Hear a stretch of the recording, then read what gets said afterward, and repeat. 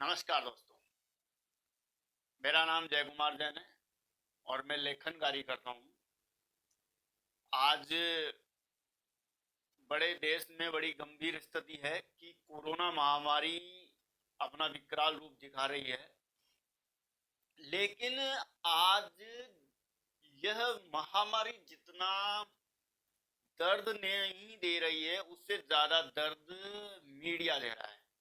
आज television channels और समाचार पत्रों ने इसको इतना गंभीर विषय बना दिया है कि आज हर आदमी इससे ग्रसित हो गया है। ग्रसित ही नहीं, मानसिक रूप से बीमार हो गया है। आज अगर हम देखें तो हर परिवार का हर मेंबर, भारत का प्रत्येक नागरिक आज इस मानसिकता के दौर से गुजर रहा है कि मुझे मेरा क्या होगा, मेरा क्या होगा। कोई को अगर हल्की सी खांसी भी हो गई तो वो तुरंत अस्पताल भगता है। पहले मेरा टेस्ट करो, पहले मेरा टेस्ट करो, पहले मैं। अब ये जो पहले मैं वाली जो स्थिति है, इसने देश में ऐसी गंभीर स्थिति खड़ी कर दी है कि आज संसाधनों पर इतना ज्यादा दबाव आ गया है कि इंफ्रास्ट्रक्चर जो आधारभूत है, हमारी आधारभूत व्यवस्था है, वो हिल गई, चरमरा गई। उसका कारण है मीडिया चैनल्स को पैसे मिलते हैं दवाई कंपनियों की तरफ से। जो केंद्र या राज्य की सरकारें हैं, उनके अगेंस्ट जो लोग होते हैं, जो कंपनियां होती है, उनसे। क्योंकि टेलीविजन चैनल्स फ्री में नहीं चलते हैं, इनके लिए काफी खर्च होता है और कर्मचारियों को भी पैसा देना होता है। तो ये लोग ऐसी खबरें सनसनी बना के चलाते हैं कि लोग पैनिक हो और जो दवाइयां या जो मेडिसिन है उनको तरफ आकर्षित हो। सरकार जो नहीं चाहती वो उसको करना पड़े। अभी भारत सरकार ने फाइजर और मॉडर्ना को परमिशन नहीं दी, चाइना की किसी भी दवाई को परमिशन नहीं दी। तो यह जो देश है, यह देश इन मीडिया चैनल्स को पैसा देते हैं और ऐसी खबरें बनवाते हैं, ऐसी खबरें चलवाते हैं कि देश में अराजकता का माहौल हो, अराजकता का माहौल बने, देश में घबराहट बढ़े, लोग अस्पतालों की तरफ ज्यादा आए, तो सरकार पर दबाव बढ़े और सरकार पर दबाव बढ़ने के बाद सरकार ऐसे फैसले ले जिनसे विदेशी कंपनियों को फायदा हो। मैं आपसे हाथ जोड़कर निवेदन करता हूं कि आप घर की स्थिति को पहले देखें। आप आज भारत में यह स्थिति है कि भाई भाई को देखना नहीं चाहता और कोई भी परिवार का सदस्य दूसरे परिवार के सदस्यों से मेल मिलाप की अपेक्षा उन्हें कैसे बर्बाद किया जाए, इस पर ज्यादा ध्यान देता है। आज भारत में 70% परिवार ऐसे हैं जिन्होंने अपने दादा दादी, मम्मी पापा और वो संतानें या चाचा चाची, यानी कि संयुक्त परिवार में बैठकर कभी खाना नहीं खाया होगा, चाय नहीं पी होगी। आप देश में क्या हो रहा है इसके लिए तो चिंता करते हैं, लेकिन ये नहीं करते कि मेरे पड़ोस में क्या हो रहा है, और पैनिक होते हैं, नहीं ऐसा हो गया, ऐसा होना चाहिए, वैसा होना चाहिए। आप देश में जो महामारी आई है, मैं समझता हूं महामारी है, लेकिन आप एक चीज समझें, किसी भी व्यक्ति को, सामान्यतः व्यक्ति अगर आवश्यकता के अनुसार ही अस्पताल में जाएं, आवश्यकता के अनुसार ही कार्य करें, तो यह जो स्थिति है ये नहीं हो सकती। आप देखेंगे 2 महीने पहले सब कुछ सामान्य चल रहा था, एक साथ 10 से 15 दिन में ऐसा वातावरण तैयार कर दिया गया इन चैनल्स के द्वारा कि देश में कोरोना महामारी की दूसरी लहर बहुत ज्यादा गंभीर स्थिति में पहुंच चुकी है। और आप देखेंगे कि उस समय ये हुआ, ऑक्सीजन नहीं है, वेंटिलेटर नहीं है, दवाइयां नहीं है, गवर्नमेंट कुछ कर नहीं रही है, दूसरी कंपनियों को प्रोडक्शन के लिए नहीं बोल रही है, दूसरी कंपनियों को परमिशन नहीं दे रही है। आप देखो कितना दबाव बढ़ गया सेंट्रल गवर्नमेंट पे कि उसको पूरी दुनिया से दवाइयां वेंटिलेटर, ऑक्सीजन मंगानी पड़ी। और दूसरी बात ये देखो, अभी अभी लेटेस्ट कल की न्यूज आई है कि सिंगापुर वेरिएंट आ गया साहब। उससे पहले एक बड़े नेता ने बोल दिया कि साहब ये तो भारतीय वेरिएंट है। अब उसको ये पता नहीं है कि अगर उसने ये बोला है कि भारतीय वेरिएंट आ गया, इट मीन्स भारत के जितने लोग दुनिया में रहते हैं वहां नस्लीय भेदभाव बढ़ेगा। किसी भी व्यक्ति को स्टेटमेंट देने से पहले सोचना चाहिए कि मैं स्टेटमेंट क्या दे रहा हूं। इंडियन वेरिएंट आ गया, कौन सा इंडियन वेरिएंट आ गया भाई? कोरोना भारत में बना था क्या? दुनिया जानती है कि कोरोना वायरस को चाइना ने बनाया है, लेकिन दुनिया क्यों नहीं बोल रही है? दुनिया इसलिए नहीं बोल पा रही है क्योंकि वो शक्तिशाली राष्ट्र है। और इन महान नेताओं ने बोल दिया नहीं इंडियन वेरिएंट आ गया। कौन सा इंडियन वेरिएंट आ गया भाई? जबरदस्ती दुनिया को पैनिक कर। अब अभी एक तीसरे लीडर ने बोला है साहब सिंगापुर वेरिएंट आ गया। अब भाई सिंगापुर वेरिएंट आ गया, फिर कल को कहेंगे अमेरिकी वेरिएंट आ गया, कल परसों कहेंगे ब्राजील का वेरिएंट आ गया। भाई वायरस तो एक ही है ना। वायरस अपना स्थिति बदल रहा है, उसके अनुसार बन रहा है ना दुनिया देश में। कोवैक्सीन बन रही है, कोविशील्ड बन रही है, अभी डीआरडीओ ने DRX-2 बना दी। इतना पैनिक होने की जरूरत क्या पड़ रही है? आप एक महीने तक न्यूज चैनल बंद कर दो, मत देखो न्यूज चैनल। एक महीने आप अध्ययन कार्य करो। मैं ये कह रहा हूं कि देश में जितने भी लोग हैं ना पढ़े लिखे, वो पढ़े लिखे ज्यादा नाटक करते हैं, पढ़े लिखे लोग ज्यादा पैनिक होते हैं। आप देखेंगे कि जितने भी पढ़े लिखे व्यक्ति है वो ये नहीं कहेंगे नहीं गहलोत ने ऐसा कर दिया, मोदी ने ऐसा कर दिया, ये नेता कुछ करते तरते नहीं है, ये जो है उस देश की दवाई लेनी चाहिए थी, उस देश की दवाई लेनी चाहिए थी, इंफ्रास्ट्रक्चर बढ़ाना चाहिए था, ये बढ़ाना चाहिए था। वो 70 ज्ञान दे देंगे, लेकिन जब उनसे कहा जाएगा कि भाई आप कुछ करोगे क्या, तो कहेंगे मैं क्या कर सकता हूं। तुरंत जाएंगे, सबसे पहले उनको चाहिए वैक्सीन। अब आप देखो केंद्र सरकार ने निर्णय किया कि भाई 45+ वालों को वैक्सीन पहले लगा देंगे। तो भारत में राजनीति में कुछ विपक्षी दलों ने बोला नहीं, 45+ को ही क्यों लगेगी, 18+ को भी वैक्सीन लगाओ। अरे भाई 18+ की जनसंख्या 60 करोड़ के लगभग है।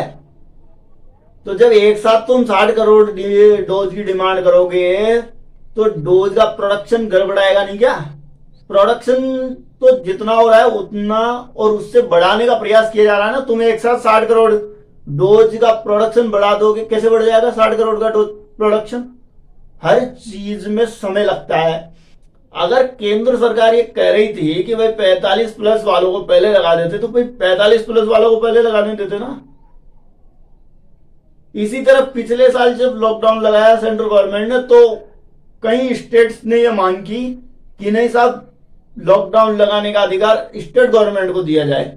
अब इस साल स्टेट गवर्नमेंट को अधिकार दे दिया, तो हमारे गहलोत जी कह रहे हैं कि नहीं साहब सेंट्रल गवर्नमेंट को लॉकडाउन लगाना चाहिए था। तो भाई ये दोहरी राजनीति क्यों चल रही है देश में? और ये आज से नहीं चल रही है, जन्म से चल रही है। 1947 से जब से देश आजाद हुआ है तब से चल रही है। अब आपको तो केवल एक कोरोना महामारी दिखाई दे रही है। अब मेरे से सुनो, कोरोना महामारी है, यह बिल्कुल सत्य बात है, और अभी ये थोड़े बहुत टाइम चलेगी, इसमें भी कोई दोहराई नहीं है। अभी हमारी इंफ्रास्ट्रक्चर कमजोर है। अब इंफ्रास्ट्रक्चर कमजोर क्यों है ये नहीं बताता कोई कांग्रेस का नेता कि हमारे देश का इंफ्रास्ट्रक्चर कमजोर क्यों है। क्योंकि ये अगर वो बताएगा तो उसको पता है कि मेरी पार्टी की बदनामी होगी, मेरी पार्टी के लोगों को पता चल जाएगा, देश को पता चल जाएगा कि देश को खोखला किसने किया है। अब ये जो मैंने बनाया है ये वो आर्थिक समीक्षा के आधार पर बनाया है। अब मैं आपको इसमें बताता हूं हकीकत क्या है। 2009 से 2014 किस पार्टी की सरकार थी? कांग्रेस की सरकार थी 2009 से 2014 के बीच में। अब सुनो, 2009 में भारत में विदेशी कर्ज था $224 अरब। कितना था? $224 अरब का कर्जा था उस समय। और कर्जे की शुरुआत कहां से हुई? कर्जे की शुरुआत हुई महान अर्थशास्त्री डॉक्टर मनमोहन सिंह जब वित्त मंत्री थे 1991 में। तब उन्होंने कहा कि ग्लोबलाइजेशन करना है, वैश्वीकरण अपनाना है। तो वैश्वीकरण अपनाने के साथ साथ उन्होंने घाटे में बजट बनाना शुरू कर दिया। तब से लेकर आज तक भारत का बजट घाटे में ही बनता है। अब देखो, अगर हम बात करें तो 1991 में भारत पर $98 अरब का कर्जा था। $98 अरब का कर्जा था उस समय भारत देश में। कब से शुरुआत हुई? 1991 से। 1999 में कितना हो गया? $98 अरब हो गया। उसके बाद लगातार ये बढ़ता जा रहा है। अब ये नहीं बोल रहे। मार्च 2009 में भारत पर $224 अरब का कर्जा था, जो 2014 में बढ़ के $446 हो गया। अब आपसे मैं पूछना चाह रहा हूं कि $98 अरब 99 में था, 2014 यानी कि 15 साल में $224 हो गया। लगभग $125 से ज्यादा का कर्जा बढ़ गया। उस समय ऐसा क्या हुआ भी देश में? कोई महामारी आई क्या? उस समय कोई विपदा आई क्या? चलो उसको भी छोड़ो, 2009 से 2014 की बात कर रहे हैं। 2009 में $224 का कर्जा था, 2014 में वो बढ़कर $446 का हो गया। 2014 में $446 का कर्ज बढ़ गया। ऐसा 5 साल में क्या हो गया कि भाई कर्जा डबल हो गया। कर्ज हमारा डबल हो गया 2009 से 2014 के बीच में। ऐसी कौन सी महामारी थी? ऐसा कौन सा इंफ्रास्ट्रक्चर बना दिया गया देश में कि इतना कर्ज लेने की जरूरत पड़ गई? ये कोई नहीं बोलता। किसी भी नेता ने ये नहीं कहा कि साहब यहां कर्जा बढ़ा है। अब और आगे देखो, 2014 से लेके 2021 तक अभी केंद्र सरकार पर आज की डेट में बोलो 31 मार्च 2021 को भारत सरकार पर $554 का कर्जा है। कितना बड़ा? टोटल 7 साल हो गए ना। 7 साल में कर्जा बढ़ा है $108 का। कौन सरकार सही चला रहा है? 2009 से 2014 में कौन से हथियार खरीदे गए भारत के लिए? अब इस S-14, उसके बाद राफेल, दुनिया भर के हथियार भी खरीदे गए हैं। वर्तमान काल में महामारी चल रही है, फिर भी भारत का कर्जा कम है 2009 से 2014 की अपेक्षा। मैं ये नहीं कह रहा कि अभी कर्जा घट गया, मैं ये बिल्कुल नहीं कह रहा। कर्जा बढ़ाएगा, बढ़ता जा रहा है और ये बढ़ता ही जाएगा। किसी भी पार्टी की सरकार आ जाए, ये कर्जा बढ़ता ही जाएगा। उसका कारण हम ब्याज चुकाने के लिए कर्जा ले रहे हैं। आज की डेट में भारत सरकार अपने ऊपर जो कर्जा है $554 का, उस कर्जे के ब्याज को चुकाने के लिए भी कर्जा ले रहा है। कैसे देश आगे बढ़ जाएगा? कहां से इंफ्रास्ट्रक्चर आ जाएंगे? आप देश को खोखला कर चुके हो। आज देश दयनीय स्थिति में है। और आप क्या सोचते हो, अगर ये जो अभी कोवैक्सीन, कोविशील्ड और DRX-2 बनी है, अगर ये इंडिया में नहीं बनती और अगर हम फाइजर, मॉडर्ना या स्पुतनिक 5 और भी दुनिया की जितनी कंपनियां हैं, उन कंपनियों की वैक्सीन को परमिशन देते हैं, इंडियन गवर्नमेंट पे कितना कर्जा पड़ता? आपने कभी दिमाग लगाया है? अगर एक डोज भी पर व्यक्ति लेता, 140 करोड़ डोज की जरूरत पड़ती। 140 करोड़ डोज अरबों रुपए की आती, अरबों रुपए की। और जब विदेशी कंपनियों को ये पता चल जाता है कि इंडियन गवर्नमेंट हमारे से ही दवाई लेगी, तो आप ये मान के चलिए कि जो दवाई अभी 100 रुपए में मिल रही है, वो दवाई उस काल में 5,000 10,000 की मिलती। इसमें कोई दो राय नहीं है। इसलिए मैं आपसे यह निवेदन करता हूं कि आप अब इन राजनीतिक दलों को सबक सिखाने का समय आ गया है। मैं इस देश में एक ऐसा संगठन खड़ा करना चाहता हूं जो ईमानदारी सच्चाई के साथ आगे बढ़े, भ्रष्टाचार करने वालों को, हत्याएं करने वालों को सीधा शूट एंड साइट का ऑर्डर मिले। इंडियन में एक भी नागरिक ऐसा नहीं हो जिसे सैन्य परीक्षण नहीं दिया जाए। सैन्य परीक्षण देश में लागू होना चाहिए। समान नागरिक संहिता लागू होनी चाहिए। ये जो अलग अलग धर्मों के आधार पर जो निर्णय दिए जाते हैं ना अदालतों में, वो बंद हो जाने चाहिए। One Indian one law.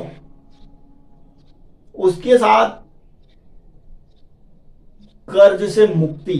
अगर भारत को कर्ज से मुक्त कराना है तो हमें एक नया संगठन खड़ा करना है। और मैं एक नया संगठन खड़ा करने का प्रयास कर रहा हूं। मैं हर देश के हर नागरिक को जोड़ना चाहता हूं। हर व्यक्ति जुड़ेगा तभी आगे बढ़ेगा। और मैं आपसे पुनः हाथ जोड़ के निवेदन करता हूं, कुछ समय के लिए न्यूज चैनल्स बंद कर दीजिए। क्रिएटिव बुक्स पढ़िए। आप क्यों नहीं पढ़ते सुभाष चंद्र बोस को? क्यों नहीं पढ़ते महात्मा गांधी को? ये जितने राजनेता है ये सब फर्जी गांधीवादी है। मैं इस चैनल पर खड़े होके साफ चुनौती देता हूं। कांग्रेस का हो, बीजेपी का हो, कोई भी लीडर हो, अगर वो कहता है कि मैं सच्चा गांधीवादी हूं तो मैं उसको गलत साबित पूरी दुनिया के सामने कर दूंगा। क्योंकि उसने केवल गांधी को सुना है और मैंने गांधी को पढ़ा है। गांधी के विचारों को समझने के लिए गांधी को पढ़ना पड़ेगा। और आप गांधी को ही क्यों पढ़ते हो? आप सुभाष चंद्र बोस को क्यों नहीं पढ़ते हो? वह व्यक्ति जो गुलाम रहते हुए भी जर्मनी और जापान की सहायता ला सकता है, तो जब वो व्यक्ति आजाद भारत का राष्ट्रपति प्रधानमंत्री बनता तो कितना परिवर्तन करता।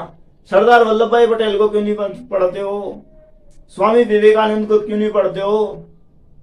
वीर सावरकर को क्यों नहीं पढ़ते हो, जिसने सबसे पहले कहा था कि 1857 की क्रांति भारत का प्रथम स्वाधीनता संग्राम था? क्यों नहीं पढ़ते हो इन लोगों को?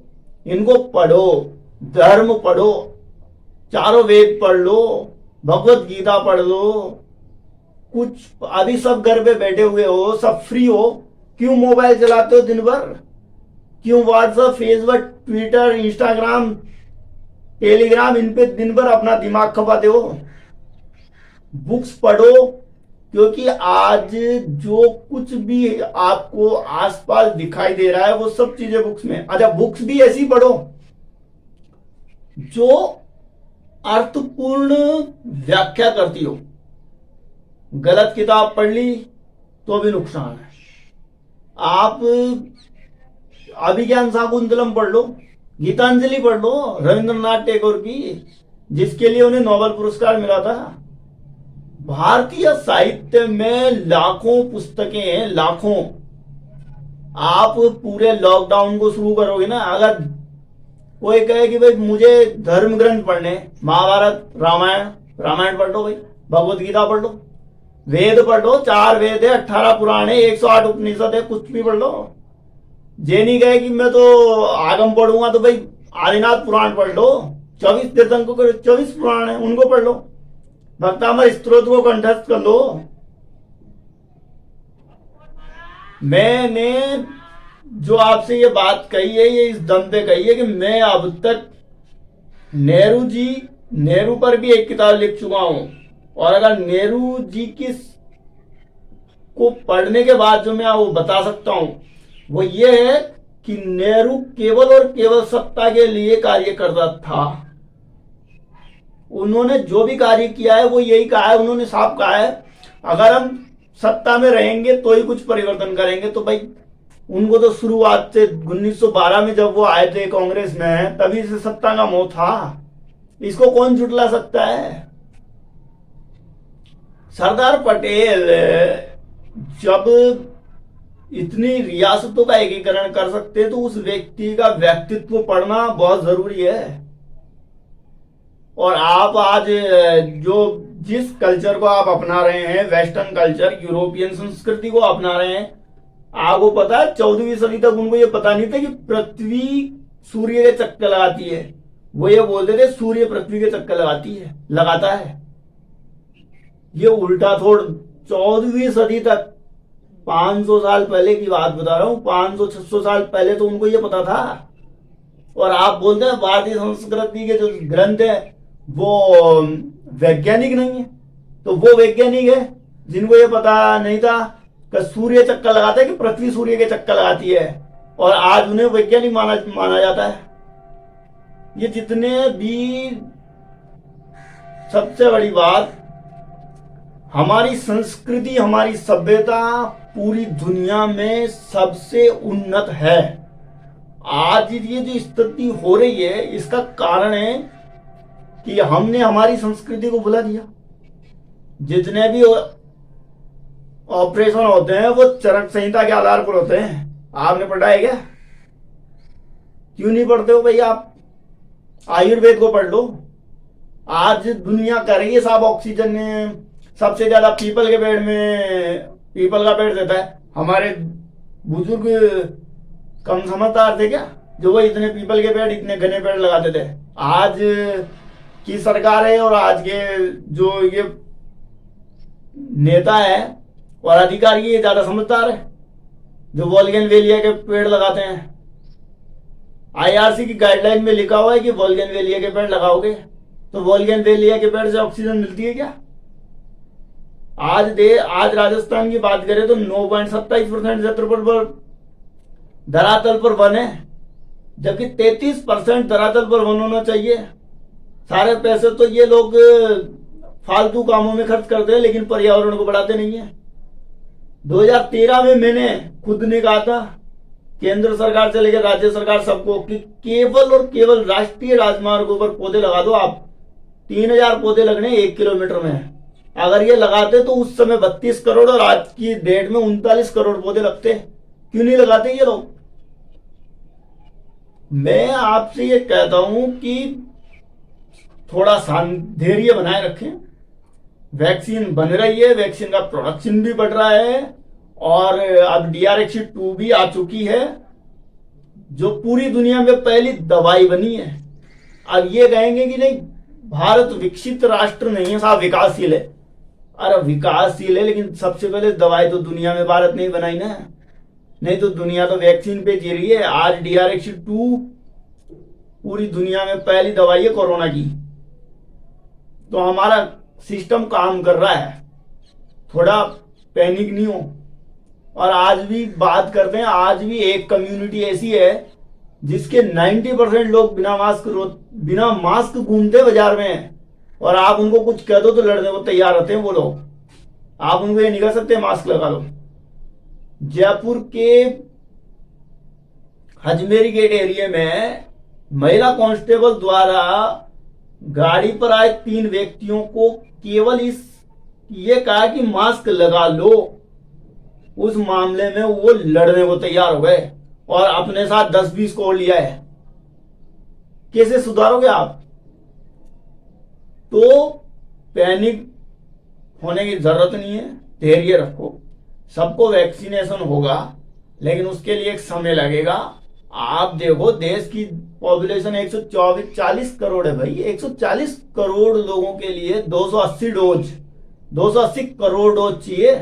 तो 280 करोड़ डोज बनना कोई बच्चों का खेल नहीं है कि एक दिन में बन जाएगी, साल 1.5 साल लगेगा। प्रोडक्शन बढ़ रहा है, धीरे धीरे सबका वैक्सीनेशन हो जाएगा। और घर परिवार के सदस्यों से, अपने आसपास के पड़ोस में देखो, जितने, अच्छा एक बात, जितने व्यक्ति मर रहे हैं वो तो आपको दिखाया जा रहा है, आपको ये बताया जा रहा है कि कितने पैदा हो रहे हैं। 1,70,00,000 संतानें पैदा हो जाती देश में एक साल में, वो नहीं दिखता क्या? जितने जा रहे हैं, मैं ये नहीं कह रहा, मैं किसी की मजाक नहीं कर रहा, मुझे खुद भी दर्द है, दुख है इस चीज का कि लोग अनावश्यक जा रहे हैं, लेकिन भाई हमारी जन्म दर भी तो ज्यादा है। 1.7% जन्म दर है एट प्रेजेंट टाइम पे। उसकी तरफ ध्यान दो, उसको थोड़ा कम कर दो। सीधी सी बात, पैनिक होने की जरूरत नहीं है, धैर्य बनाए रखें, सबका वैक्सीनेशन होगा। और जो 1947 से लेकर 2014 तक गरीबी खत्म नहीं कर पाए, आज वो गरीबी खत्म करने की बात करते हैं। सबसे बड़ा झूठ है दुनिया में, दुनिया का सबसे बड़ा झूठ है। वह पार्टी कभी भी गरीबी खत्म नहीं कर सकती जो 1947 से आज तक राज करने के बाद भी गरीबी खत्म नहीं कर पाई। और बात इंफ्रास्ट्रक्चर्स की तो आपको मैंने बता दिया है, देश में कर्जा इतना बढ़ रहा है, और अगर ये इसी गति से बढ़ता रहेगा तो फिर स्थिति ये आ जाएगी कि हमें अपने संसाधन बेचने पड़ेंगे। और अगर कोई कंपनी घाटे में चल रही है तो उसको बेच दिया तो गलत बिल्कुल नहीं है, लेकिन अगर कोई कंपनी लाभ में चल रही है और उसको बेच दिया तो दोहरा नुकसान किया है जनता का। और जो ये अभी चिल्ला रहे हैं ना, मोदी सब कुछ बेच रहा है, सब कुछ बेच रहा है, उनको मैं बता दूं आपने क्या क्या बेचा है, इसका पूरी लिस्ट है मेरे पास। कांग्रेस पार्टी दूध की धुली नहीं है, कभी उसने तो कोई संसाधन बेचे नहीं है, उसने भी खूब बेचा है। उसके पास भी, उसके बाद भी वो कर्जा लेकर ही अपनी सरकार चलाई है। और अब जो सरकारें चल रही है वो सब कर्जा लेके ही चल रही है, चाहे वो राजस्थान की सरकार ही क्यों नहीं हो। राजस्थान की सरकार भी कर्जे से चल रही है। इसलिए देश में ऐसे संगठन की जरूरत है जो इस कर्ज को खत्म करे, और इसके लिए सभी देशवासियों को आगे आना होगा। एक नए राष्ट्र का निर्माण करने के लिए मैं आप सभी से सहयोग की अपेक्षा करता हूं। मैं आपसे निवेदन करता हूं कि आप अपने विचार मुझ तक पहुंचाएं और हम इस राष्ट्र का नवनिर्माण कर सकें, इसके लिए हम आगे बढ़ें। आप यदि मेरे और मेरे संगठन के विचारों से सहमत हों या मेरे संगठन के बारे में कुछ जानना चाहें तो आप मुझे 9269002988 पर व्हाट्सएप करें, कॉल करें, आराम से। मुझे कोई जल्दी नहीं है, मैं अपना कार्य कर रहा हूँ। मेरी एक PIL हाईकोर्ट राजस्थान में चल रही है। 2013 में मैं इनको जो प्रस्ताव दिया था उसके लिए अब मैं एक PIL सेंट्रल गवर्नमेंट उच्चतम न्यायालय में लगाने वाला हूँ, क्योंकि यह जो देश चला रहे हैं यह उस कंडीशन में नहीं चला रहे हैं कि इससे देश का विकास होगा।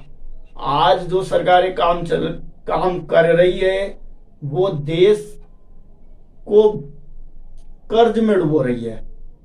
इसलिए मैं आपसे जय कुमार जैन पुनः हाथ जोड़कर निवेदन करता हूं, धैर्य धारण करें, धैर्य रखें, अच्छी पुस्तकें पढ़ें। अभी जो ये टाइम है वो आपको परिवार के साथ समय बिताने का मिला है। और मैं आपको एक बात और बताऊं, मैं आपको एक बात और बताऊं कि अभी मेरा एक स्टडी चौपाल यूट्यूब चैनल बनाया है मैंने, वो जनता के लिए ही बनाया है, इसीलिए बनाया है। उसमें मैं रिलैक्सिंग और मेडिटेशन की वीडियो दे रहा हूं, तो आप सब उसमें देख सकते हैं। अगर आपको अच्छा लगे तो देखिए, नहीं तो मेरा कोई जरूरी नहीं है कि आप इसी चैनल से देखें। दुनिया में किसी भी चैनल से, किसी भी समाज, किसी भी गूगल से, किताब से, ऑडियो से, वीडियो से, किसी से भी हो रहा हो, मेडिटेशन और रिलैक्सिंग वीडियो पर ध्यान दें। धन्यवाद। जय हिंद, जय भारत।